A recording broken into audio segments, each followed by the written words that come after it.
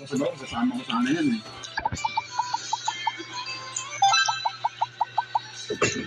Kumusta na yung amo mo doon sa Lazada? Nagbiyahe pa? Oo, sige, Shopee. Ito ng dalulong. Pero yung isang pan, hindi na. Parang wala na ito. Nabilin ka rin. Maganda sa amin sa Lazada. Ay, yun, baka ulit mo. Hindi, natapos na. Tapos na pareha. Hindi mo sila na puro beso. Oo, marami yun. Limang taong pa rin parehas. Kasi sa kaya pang 5 taon, wala na yun. Wala na. Baba na po. Ang dami. Hindi ka nasabi ni Jeff. Kada 5 years, kada 5 years. Nasa grab. Wala, lalas ka mo. Ang biyahe na ka. Harap maghapon. Yun eh. Araw-araw Araw-araw yun. Yun yung kamay. Yun yung nakabot ng basabi dun sa mga gamit ko dun. Yung kapalit-palit pa kami ng van. Ang layo pa ng namin noon. Doon kami sa may sa may Santa Cruz, Lumban, Carlan, Lubunte, yung mga akbo namin noon. Tapos, ayan, Manila, Pasay, mga akabot ng Galing. Minsan punong-puno yan ang Pasig, yung mabibigat. Pinakakanta ko. Diba nasabi ko, sa Las Piñas halos yung banira, hirap na eh. Ayun ang pangarlo eh. Manual naman yan, ano? Manual? O, manual na pares yun. Ang rota namin sa Las Piñas ang pinakabi, mga liquid.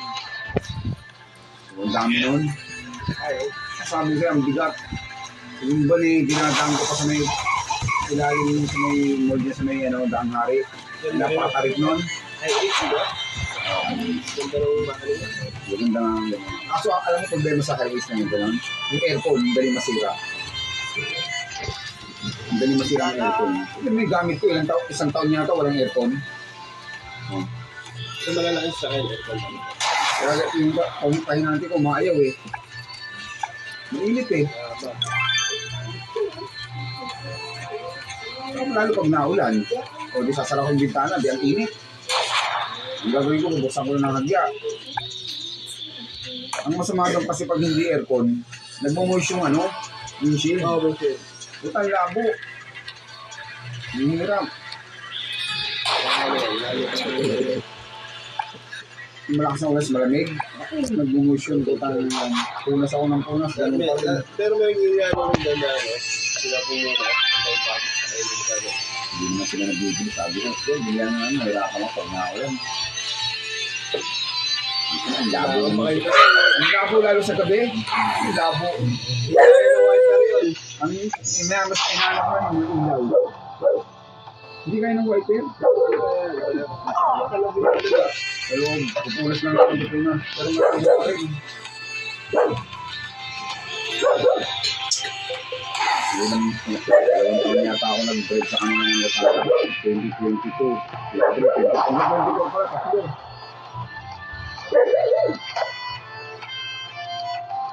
Ang nabagsak kasi sa binigyan ng tracking. Saan taas? Hindi na ako medyo. Hindi. Yung mismong tracking. Nagkentang ba ng hawak mo na? Kaya namatay yung ako. Hindi ko namatay namatay yung ako. Alam mo yung asawa, sinay.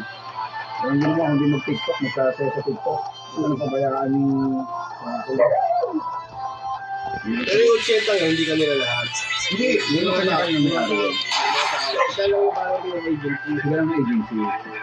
Kapag napasok ng balon sa kanila, gano'n. Tapos yung bagsak sa bili. Bagsak. Hanggang lahat yung mga. Tanggal lahat, walang biyahe lahat. Kanya yung hanap sila. Ang ginawa, pumasok kami Kasi sa ako taas. lang yan, no? Nalunulong yan. Kahit gusto. Yung ginawa namin, nag-apply kami sa Shopee. Alam ko. Pero ikaso sa Shopee, isang bala ang kinuha. Sabi sila lang. May extra lang ako pag may sakit yung lalaki. Kaso ang layo ng bago sa Mandaluyong, isang sa Rockwell. Tapos ang gawa sa Paranaque. Bila. Oo, Paranaque ang baba ng parcel. Pero maganda sa Shopee. Kasi sa Shopee, no touch ka. Hindi ko magbababa sila. Hindi ka tulad sa Lazada, ikaw ang gabo, ikaw magbababa. Hindi lang ba yan, Ante? May pahinante. Kaso lang hindi nyo pwedeng hawakan yung parcel pag nasa Shopee na. Titignan nyo lang. May magbababa Ano nun. yung sa kayo tayo, Ante? Ha? Ayun lang, diba? Ika, Anong pahinante pick up? magsasakay. Oo kami. Pag pick up kami, magsasakay na. Pero pag sa Shopee, ang magbababa nun yung sa mga trabahador ng Shopee. Hindi kami pwedeng humawak doon. Ito sa Lazada, hindi eh. Ikaw magkahagi, ikaw rin magbababa eh. Kaya lalo pag pahinang ko si ate, ito awa ko. Ito bang isa niyo yan sa puno? Sa ano kami magbababa sa main, sa San Pedro. Doon kami lagi nagbababa. Bira, dito sa Batino, minsan. Yung ano, papasok ko sa Dali. Oo. Yun, dyan, minsan. Pas logistic yan.